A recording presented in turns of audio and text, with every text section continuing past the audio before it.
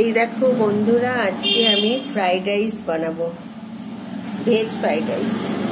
পেঁয়াজ দেবো না, পেঁয়াজ ছাড়া। গাজর, বিনস এগুলো ভেজে নিয়েছি, ক্যাপসিকাম সব ঘিয়ে ভেজে নিয়েছি, ঘি আর রিফাইন তেলে। এই যে কাজু বাদাম ভাজা হয়ে গেছে, এই যে ভাত রেডি করে নিয়েছি। এবার আমি একটু কড়াইয়ে ফোড়ন দিলাম।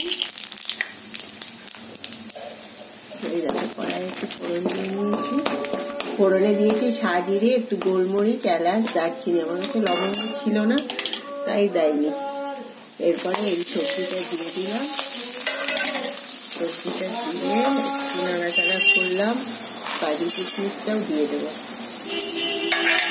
দিয়ে এইবার হচ্ছিল ভাতটা দেবো। এই দেখো ভাতটা দিলাম।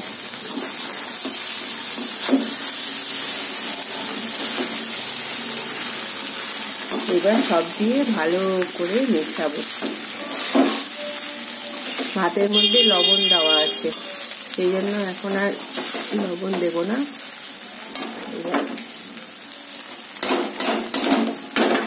পুরো ভাতটা এর মধ্যে দিয়ে দিলাম।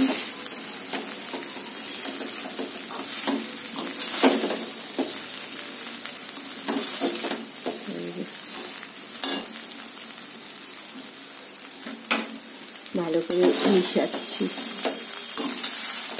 খুব সিম্পল ফ্রাইড রাইস বানাচ্ছি, ঘরে খাবো, ঘরোয়া ফ্রাইড রাইস হয় না, ঘরোয়া ফ্রাইড রাইস সেরকমই বানাচ্ছি। ঘরোয়া ফ্রাইড রাইস বানাচ্ছি।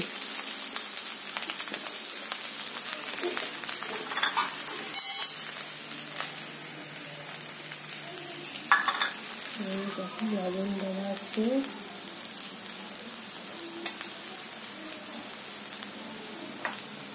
এবার একটু গরম মশলা দিয়ে দিচ্ছি।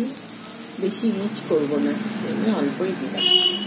আর একটুখানি গোলমরিচের গুঁড়ো দেবো, একটুখানি।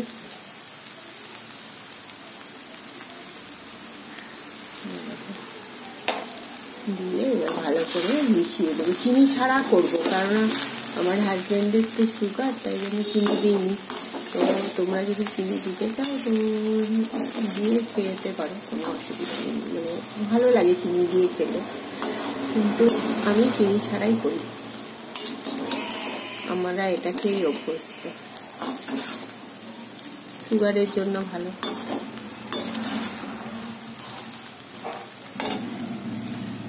এই দেখো আমার ফ্রাইড রাইস হচ্ছে, তার সঙ্গে করেছি এই দেখো চিকেন